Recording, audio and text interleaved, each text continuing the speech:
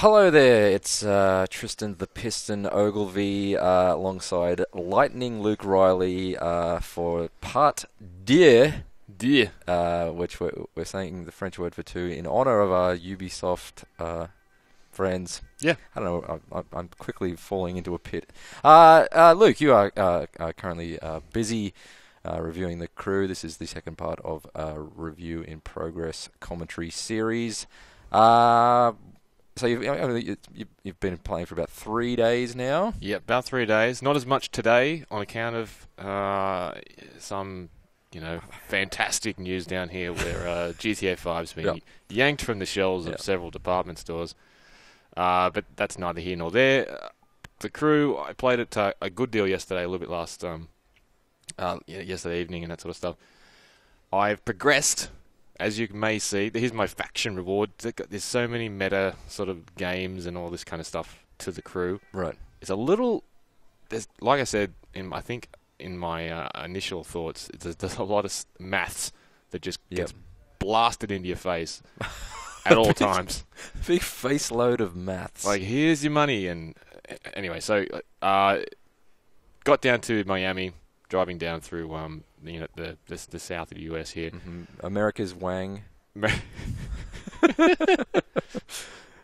And it's it's a really kind of different environment to the East Coast and that sort of stuff, which is nice. It's not it doesn't get any prettier down here than it is up there. Like there's a certain plainness to the crew, which I outlined. It's kind of a simple kind of looking game. Yep. The traffic's very simple looking. Flat. A little flat. And kind of, it doesn't have that sort of granular detail. Mm-hmm. But what it does have is this kind of charming sort of stupidness to it. Where, and hear me out, right? Oh, okay. So, let me, where's Times Square? That's here, right? Midtown? Yep. Like, fast travel here.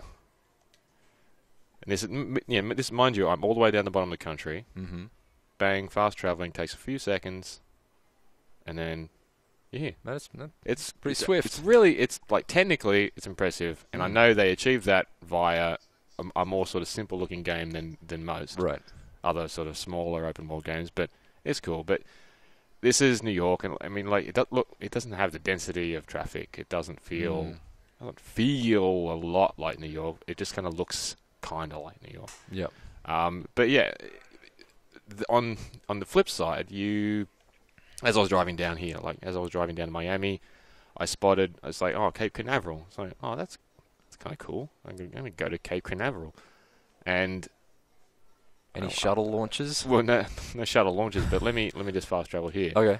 And I'm like, I'll go to Cape Canaveral, see what I can see. And then, moments after I blast through the gate at Cape Canaveral, I am... Where is it?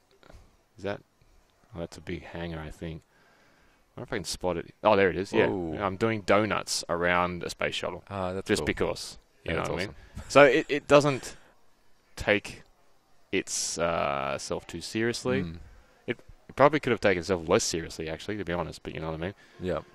But no, there is kind of like I said, kind of a charming kind of weird daftness about how... open the environment is, and it's like, well, it makes sense to put a space shuttle in Cape Canaveral, and it makes sense to let people drive to it. Why not? But if it was a Forza game, you could race it to the moon. Yeah, actually, that's a really good point.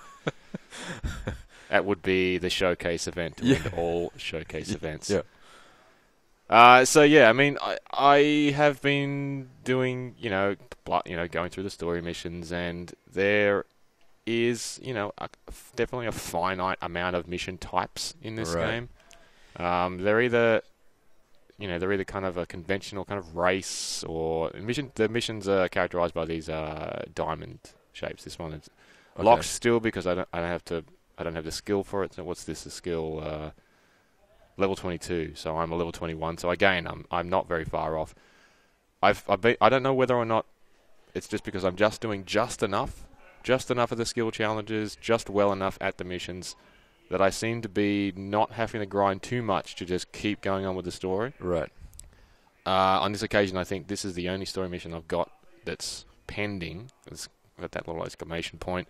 So I'll have to do a couple of skill challenges maybe to get to it, but I'm not finding too much grinding, which is good because I don't feel like I'd like that. No. Because I'm not really that kind of guy with the RPGs and Destiny. It's just not really my bag. So that's good. I don't know if you did less than I did. Like, if you didn't do any skill challenges, I think you'd find yourself been forced to do them, basically. Right, okay. But that's just the game design. But the mission types, they're either races or they're escape challenges from cops, and you can replay them. So let me find one and I'll replay it. Cool. So, I mean, in terms of is the story interesting? Oh, the story? No, it's terrible. Okay. Yeah, it's... Did I mention the one yesterday about the guy? There's one where... I won't do it now, actually, because it's a 3-part mission and it takes quite a while. But, what's this? The Shadow... I don't know. What's a race? Red-handed. See, now I can't even recall what... No, I can replay them and get different parts. Okay. I think. I've already got a silver part for this, I think, by that little wreath around the diamond. Mm-hmm. Sorry, what was I saying? The story. The story is, yeah.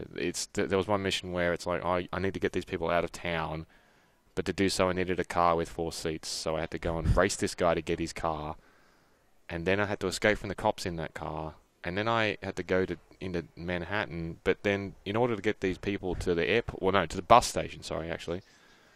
Here we go, I've got to crash this guy off. I had to follow the guy who was telling me that I had to get them out of town. I was like, why can't you just take them in your own car? So it's one of those games. It's one of those games that's got like a bunch of mission types, and then it shoehorns the story into those. Okay. So it's like this type of mission where you chase down a car. That's cool. Sorry. Yeah, no, I'm in a big mine here, big quarry. This mission where you chase down a car is a mission type that's repeated. It's been repeated several times so far. Right. Whoa. That always happens. So there's like, yeah. Well, it sucked me in. It's all quite scripted, and okay. The car, this car here, escaping, always drives the same way. So you kind of have to. There's a bit of trial and error particularly with these missions, because there's it doesn't. I don't know. It's got kind of that catch-up AI kind of thing going on, where regardless of, like, I can boost and didn't really catch him because he kind of speed matched me. It's really irritating in the races, actually, particularly where you can see that your car, see that ranking next to there, that D ranking with a 265 it says? Yep. That's the ranking of my car, and you might find yourself, I found myself yesterday actually racing against several cars that were like ranked, say 20 or 30 points or whatever below me. Right. But they were easily keeping up with me, and then sort of overtaking me at some points, and you'd find yourself, say, alongside this car, and then you'd boost, and the car would stay alongside you, and you don't really feel like you're out accelerating anybody. Yeah, right. So I don't know. So I'm boosting here, and I was, honestly, I wasn't paying attention to my speedo there, but it just didn't catch him. You know what I mean? So it's kind of a frustrating thing. But yeah, you just got to try to get him on a corner. So there's races, cop escapes, which are kind of fine, I guess, as well. But the cops kind of do that same thing. The cops are always able to catch you, or keep up with you mainly. Here we go. Wait. Oh. No, damn it. But in terms of location, it's a cool location, and it's one of many, many, many cool locations, and that's the thing. Sure, you have a game that doesn't look quite, up to snuff in a lot of ways. From this, what you'd expect from, or what you'd want from this generation, I guess. But the concession is, the concessions are necessary because of the size, I guess. What about the stability? Because anyone who saw the previous commentary would have seen the crash. Yes, when we got booted out. Yeah, no, actually, that's a very good point. And I didn't have any connection issues yesterday. I played the entire day without being. See. Oh, what? Damn it! But like I said, I've already done that before. So, I played the entire day yesterday, where with no issue whatsoever. Cool. But we should mention when we turned it on today, just before we started recording this, we get a little warning at the top of the screen saying there was server issues, issues and you know, performance might be affected. So I mean, it's certainly not affecting my single player performance now. But are there any other cars? Are there any public? You know, are there any other races in this session, so to speak? At the moment, I can't see any. I don't know what that would look like, so They're I can't see. Yeah, no, they'd be little icons, and they're kind of like moving, kind of like cars around. You kind of like create a bubble around you where there's always sort of players around you. Right.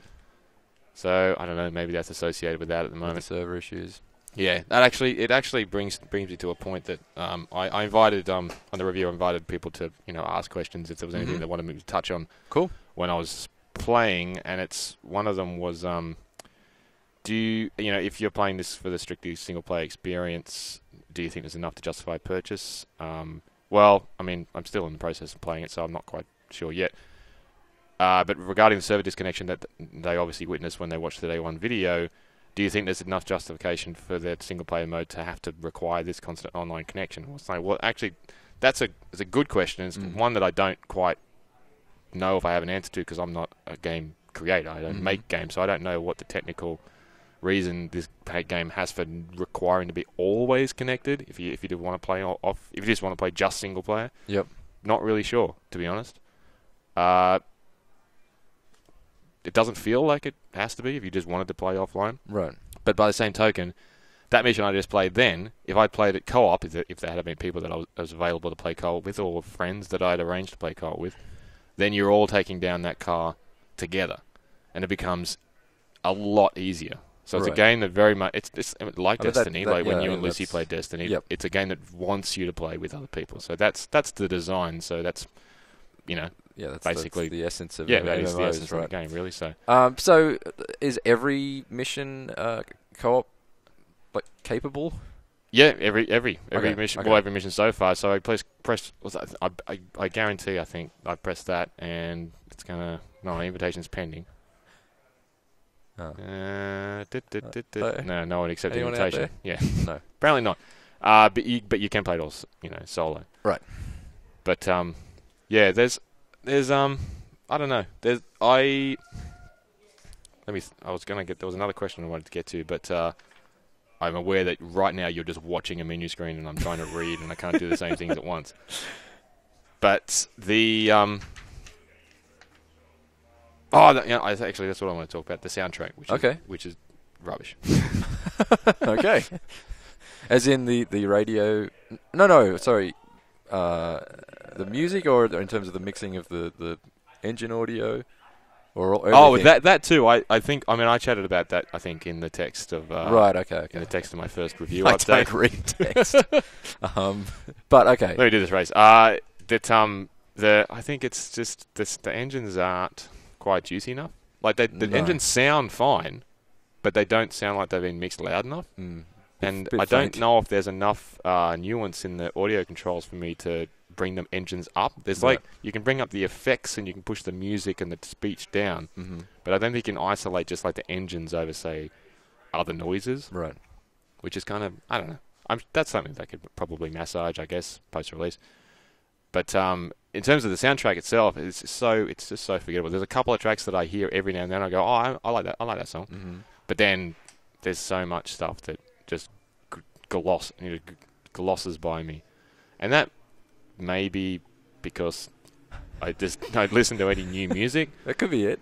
And it's hardly a real problem considering you can just play your own music in the game. That's fine, but it is strange because I personally thought Driving San Francisco had a really great kind of soundtrack. Yeah, I remember a really that. suitable soundtrack. It doesn't feel like it's surprising. It just doesn't feel like there's anything really suited to the kind of nature of the crew, which is all about open road cross country driving. There's not a lot of cruising rock. Yeah, so to speak. No Tom Cochran. Which I understand is not for everyone, but I think we should mention Tom Cochran in every commentary. We should. We really, really should. So here's this. This is actually this race that this is the race I probably actually had to try most. I think it took me 3 tries to get this race done. Yeah, right. The first time I tried it in a car that wasn't quite powerful enough. I want to say powerful. Like I mean, like ranked high enough because your upgrades to the cars are kind of. It feels kind of nebulous. It's like you earned a tire part, and I don't know. It makes your car grip better, I guess, and you can't really. It's like watching an hour hand on a clock. You know what I mean? I'm not really feeling the difference between the +3 tire part that I had. Sorry, that I just got over the tire part that I had before. You know what I mean? But I'm sure my car is handling far better now than it was when I initially purchased it. I mean, this is a dirt spec car, so it handles entirely differently off-road than the car that I bought initially. But yeah. This is me boosting, and you kind of feel like you're kind of catching up a little. Now I'm going off the track. But yeah, I remember being alongside this freaking Mini and boosting hard. There's a bear. Whoa! Oh, they got me again. That was scripted, wasn't it? Damn it! Actually, probably. Well, it might have been. Actually, I'm not sure.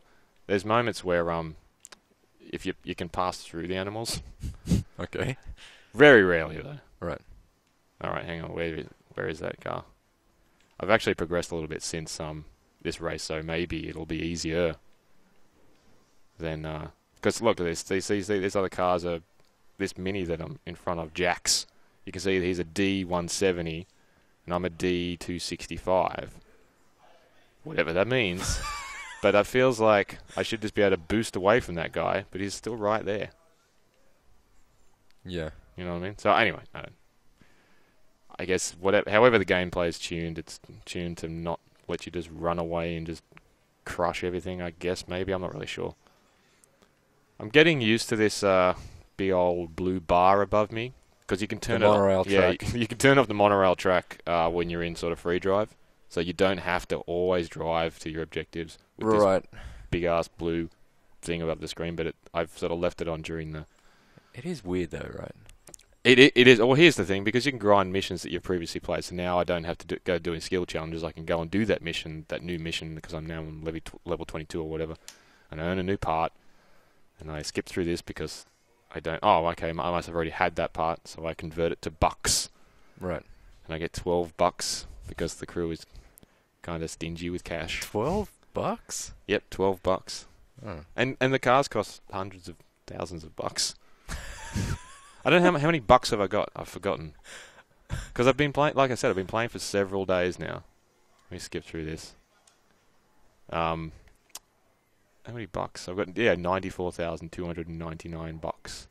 And I got 100,000 crew credits. I think I got that when I joined the faction thing, I think. And so just quickly, what's the difference between the crew credits and the bucks? Actually, I haven't figured it out yet. Oh, okay. I know they're separate. I know they're two discrete different things, but you can exchange both for cars. Right. But I don't think. Well, I mean, I haven't been asked to pay real money for anything yet. Right. Which is great. Which is very nice. But yeah, honestly, it's just a lot of figures and stats. And hang on, I was trying to go to a car garage. So if I go to this garage here, say in wait, let me go to the one over here in Detroit. Car dealer. And this probably, hopefully this will give you a feel for how much things cost, and this is why you kind of stick with one car, which again is a design thing, and again I understand it. Skip this. Showroom. So that's not too bad. That's one of the starter cars I could have chosen. So they're like 22. Right. But now you look at the thing, the new 2015 Mustang, that'd be sweet. But that's most of my money. Yeah. And I don't know whether I need, because well, you only make $12 a race, so and it's kind of that thing where it's like, well, that's most of my money. What if I progress a little further in the game and I find myself, I really need to buy something, and this car is entirely unsuitable for what I need to buy and something, and I'm like, now I'm gonna. Yeah. I don't know. So, but it only costs 15,000 crew credits. So maybe I could use that to get it. I'm not sure. Maybe you need to get a companion app. I think there is a companion app. Of course there is. Of course there is a companion app. We should probably wrap this up, I think, for this second installment of the review in progress. But I'll be hopefully wrapping up my missions down south ASAP, so I can presumably get across to the west coast. Cool. Well, there's also the mountain states I've not really touched upon yet. Yeah, cool. But yeah, this is game with girth. A game with girth. All right, then. And it's a game that I'm quite enjoying. Despite despite my criticisms so far, in kind of plainness of the looks and that kind of stuff, I'm actually, I'm quite enjoying it. Nice. So, yeah. Well, thank you very much for taking the time to chat, Luke. And stay tuned for more on the crew and eventually a verdict in the coming days right here on IGN.